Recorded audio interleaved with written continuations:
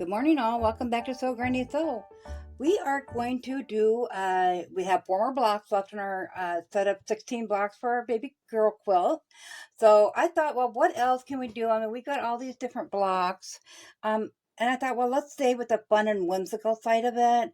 So what is more fun and whimsical than the windmills and possibly a disappearing 4 patch? So I thought, well, I'll grab some of the princess fabric and we'll get a windmill put in here and follow that up with a disappearing 4 patch. So we'll go ahead and just line that up. And these are just 10-inch by 10-inch squares. I cut these myself, but you can use a layer cake if you have one handy. Maybe that's where you want to pull all your colors from. So we'll just pin that together. So I hope everybody survived the daylight saving time thing. Everybody got that extra hour of sleep, or if you're like me, you were wide awake and couldn't sleep no more. And I was talking to another gal who was also a sewer, and she was having the same issues, that she was wide awake at 4 a.m. So it's kind of what our bodies get used to, and then when a switch like that happens, we kind of don't even know why they do that. When a switch like that happens, we just go along with it, but our bodies refuse.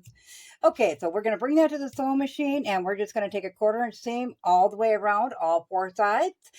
So I'll bring it to the sewing machine, get that 1/4 inch seam put away all the way around there, and I will meet you back here. Our blocks sewn on all 4 sides now, so it's both prints just facing right sides together and sew them all up.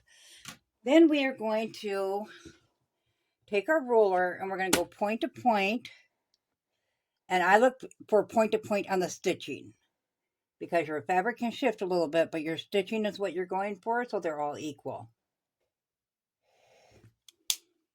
And we'll cut that, and then without moving the fabric, we're going to go ahead and lay it the other way and go point to point, and we're going to cut it that way as well. So we'll just finger press those open, bring them to the ironing board, press them all flat, and then we'll come back to cut off those dog ears. We have them all ironed flat. We're going to go ahead and we're going to trim up these dog ears. So just snip these little pieces off here. Now a 10-inch block, these should be right around 6.5 inches. So we will need to cut these down, which is quite all right. It just gives me a little more scraps to work with. We're going to have so many leftover scraps from doing our scrappy quilt here that it'll give us some nice fun mixtures of colors as well on it. So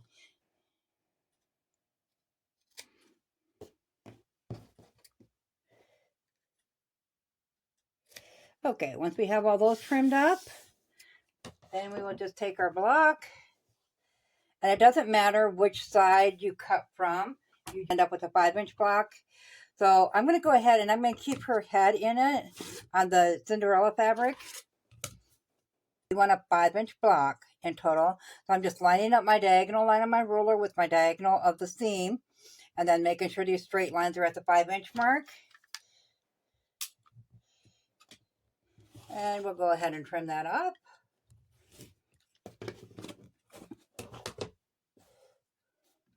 And I think we'll use this side of this one. Once again, just lining up that diagonal line.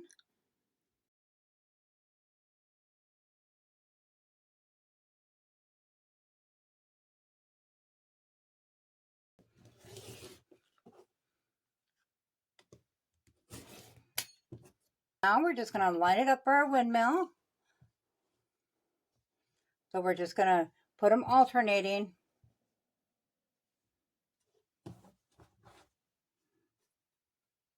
Just like that. Now you can move your blocks around.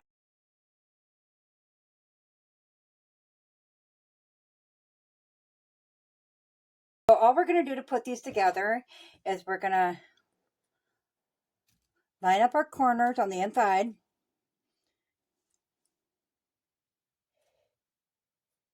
Line up that top edge. Throw a pin in.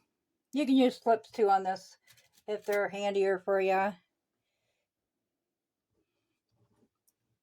And we'll do that to both sets.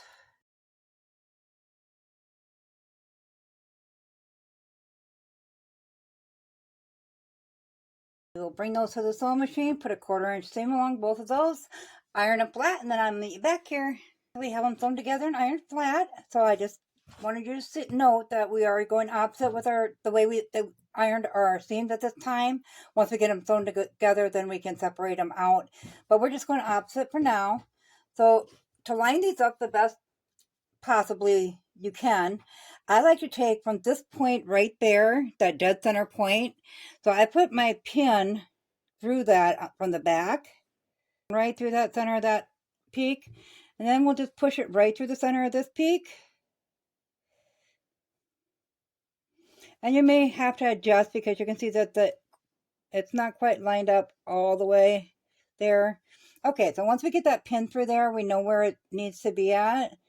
And then on top of that, if you nest your seams to make sure that they're good and lined up right there, and then just bring that back down and pin that into place, and then we'll line up those ends.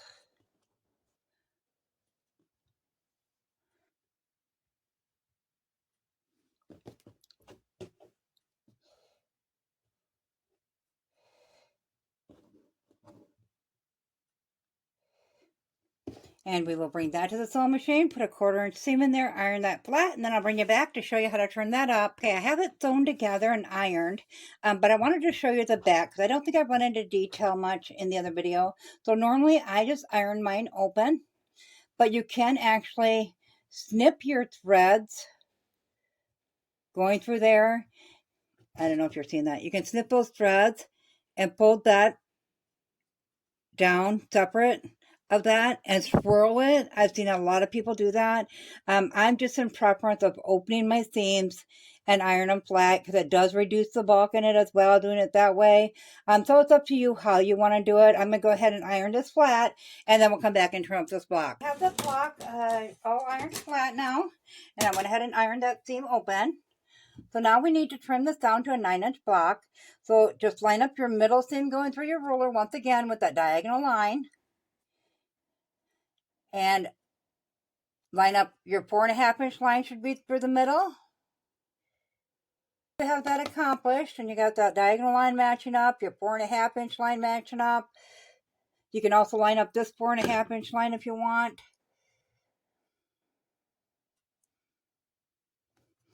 Okay, then we'll go ahead and we'll trim off these two sides.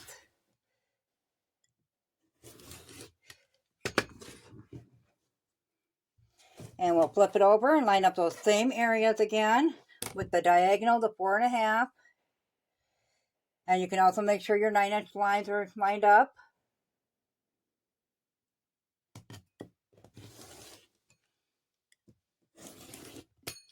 Okay, so there is our windmill block.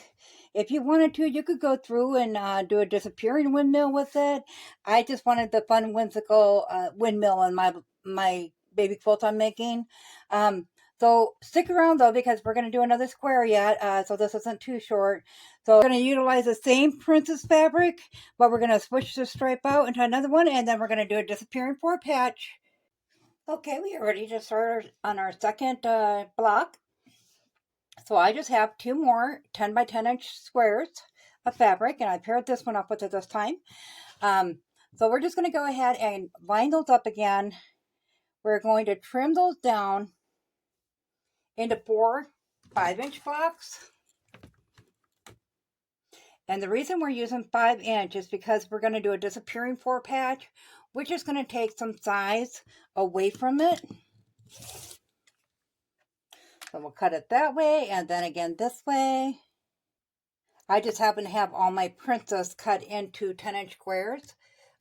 It was remaining from a quilt I did last year. Now we have 4 of each squares like that. So this would actually be enough fabric to do 2 disappearing 4 patch. So we'll go ahead and we'll set those ones aside. And I am going to mix those up. So there's 1 of each on each side. And we will just sew those together. just like you do a simple pour patch. Throw a couple slits in there to signal which side we're going to sew on. And we'll bring those to the sewing machine and sew a 1/4 inch seam. I bring them to the iron board, iron them open, and then I'll meet you back here and sew them together and iron it flat. I did iron them in opposite directions, so we'll go ahead and line that up. You have a pin here. Nest those seams. And we'll bring that sewing machine and we'll put a 1/4 inch seam in there, iron it open, and then I'll meet you back here so we can start cutting and sewing away. So we have our pour patch all done. It's sewn together. It's ironed flat. So now that we got our square together and ironed flat, I'm going to go ahead and line my ruler up with a 2-inch mark going on that line there. And we'll just cut it along there. And then we're going to do the same on this side.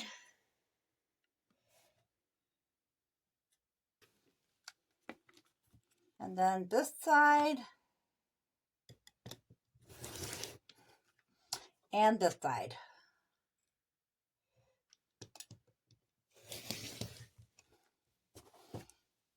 Okay, so now now that we got that cut, we're gonna go ahead and we're gonna flip this one turn that way.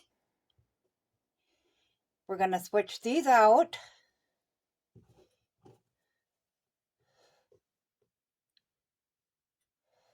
This way. And this way. So we will go ahead and we will sew that onto there.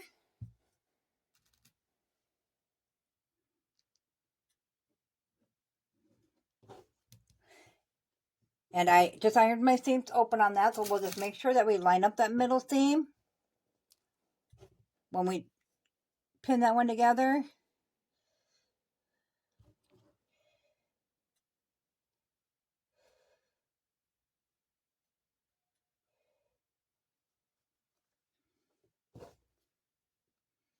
And then again, that one there. So we'll bring it to the sewing machine. We'll take a 1/4 inch seam there, iron those open, and come back and attach this side in the same fashion. So I'll get all that done and I'll meet you back here. Have our little bar rows sewn together. So we're going to go ahead and flip this one onto that and then that one onto that afterwards. But we'll just nest our seams. Now the middle one we can't nest because I did sew that one open. Throw a pin in there.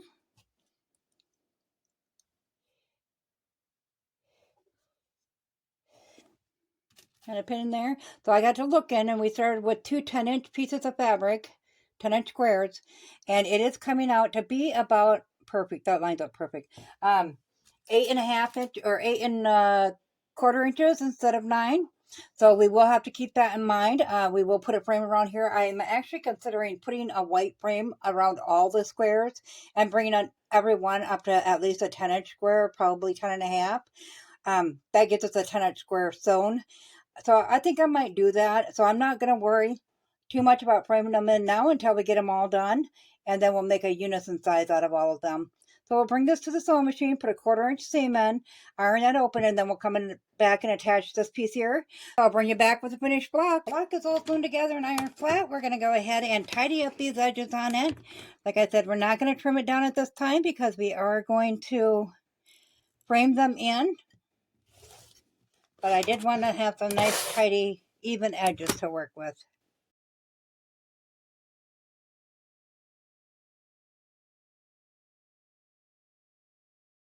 Okay, there's our finished block. It is measuring in at 8 1/4 inch.